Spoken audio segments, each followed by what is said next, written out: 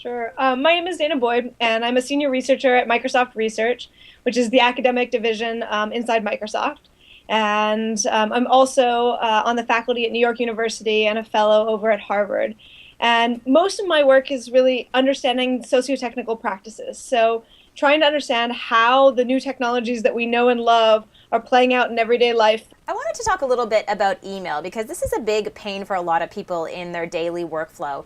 What's happening with email right now and how is it consuming our lives? Email's been around for quite some time at this point, and different people have different tactics for how to deal with it. Some people are serious zero inbox people. Every email must be responded to, must be dealt with, must be categorized and put away. Actually, I myself am very much in this camp. Other people just treat it in the same way they treat Twitter. It's just a stream of content, and maybe they'll get to some of it, maybe they won't, who knows. I actually got obsessed with the zero inbox approach many years ago, in part because email is my one queue. It's the one space where I commit myself to responding and dealing with and making sure that am on top of what's going on. What's the concept of an email sabbatical, which you have written about before on your site? A couple of years ago, I started taking email sabbaticals. And email sabbatical basically says, you know what, during this period, I am away from the internet. I am not going to be responding to email. And not only that, I don't want to receive email. And I've had different tactics over the years, but it really started a few years ago when I decided that I would bounce all messages. What this means is that, you can think of moments where your email comes in and it bounces, as though it can't be received. Well, this is that. It's all done through my procmail scripts, but basically all my messages while I'm on email sabbatical go to dev null. They disappear.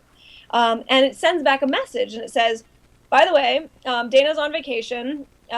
She isn't going to receive any emails. If you want to get in touch with her, you contact her again after, whatever date she returns. And if it's so important, go find her mother. But the thing about an email sabbatical is it doesn't come straight out of the blue. It's something that I set up over an extended period of time.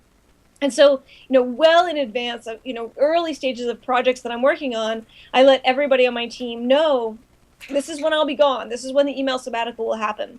And about, 6 weeks before I go, I start doing all these warning messages to all the people that I work with, being like, okay, here's my timeline for the next 6 weeks of how to get everything done that you need from me before I leave. Because during this period, I will be completely absent. What advice do you have for people, whether they're going on vacation or just trying to manage their daily workflow as far as email? How can people feel up? Because like you said, how can people keep up with all of it? Because it does really stress a lot of people out and they feel overwhelmed. I'm a big believer in being able to set boundaries and walk away. And that's actually why the email sabbatical to me is really important, is that I'm really willing to work like a dog 11 months of the year. But 1 month of the year I want as, a time for, frankly, me to get bored. Because I find that, in a state of boredom, which I don't reach very easily, is where a lot of crazy ideas happen.